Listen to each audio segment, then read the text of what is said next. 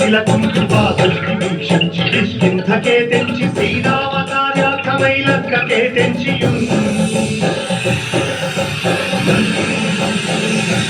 కాల్చియున్ యబ్బుని తుంచూచి ఆనందము పొంగి ఆయుంగరం విచ్చి ఆ రత్నముందెచ్చి శ్రీరామమున్నిచ్చి సంతోషమున్ చేసి తన ప్రభువులను కాపాడుకోవడానికి వాయువేగంతో పాతాళలోకానికి చేరుకున్న ఆంజనేయ స్వామికి సగం మొసలి సగం వానర రూపంలో ఉన్న వింత జీవి ముఖద్వారం వద్ద కాపలా కాస్తూ కనిపిస్తుంది.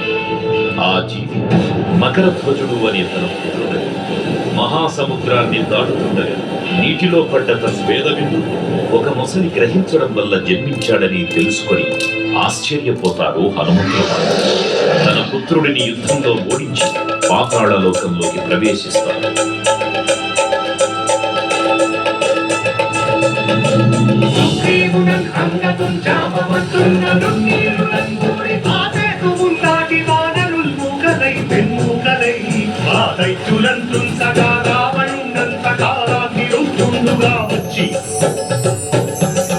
బ్రహ్మాండమైనట్టి ఆ శక్తిని వైచి ఆలక్ష్మణం మూటలు నింపగానప్పుడే నీవు సంజీవిని తెచ్చి సౌమిత్రికిన్నిచ్చి ప్రాణంగు రక్షింపగా కుంభకర్ణాదులం వీరులం ఘోర శ్రీరామమానాసి వారందరిన్ రావణుం సంపగానంద లోకం పురానందమయ్యుండ నవ్వేళనం విభీషణుడేడుగన్ తోడుగన్ వచ్చి పట్టాభిషేకంబు చేయించి సీతామహాదేవిని తెచ్చి శ్రీరామునిచ్చి అంతన్నయోధ్యాపురించొచ్చి పట్టాభిషేకంబు సంరంభమయ్యున్నా. పాతాళలోకంలో అడుగుపెట్టిన పవనపుత్రుడు మహిరావణ మరియు అహిరావణ సోదరులతో భీకర పోరు.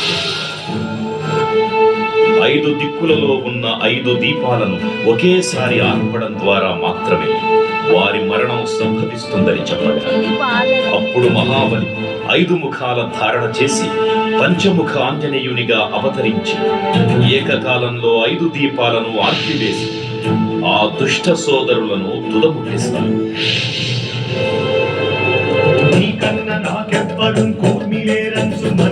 శ్రీరామ భక్త ప్రశస్తంబుగా నిన్ను సేవించి నీ కీర్తన చేసిన పాపముల్ వాయులే రాజ్యముల్ కల్పునే సామ్రాజ్యముల్ కల్పు సంపత్తులు కల్పునో వానరాకార యోగీర నీవే సమస్తం బ్రహ్మ మంత్రం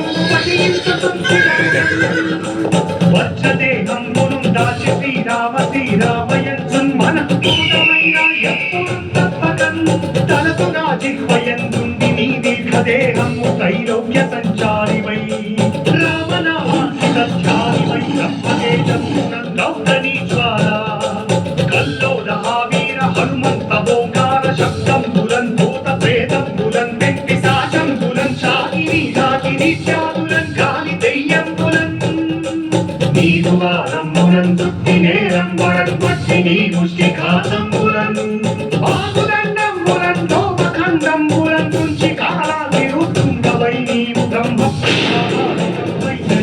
జదేదంబులను చూచి రాలోని నా ముక్తు నరసింహయంచు దయా దృష్టి వీక్షించి నన్నేలు నా స్వామి ఓ ఆంజనేయ నమస్తే సదా బ్రహ్మచారి నమస్తే నమో వాయుపుత్ర నమస్తే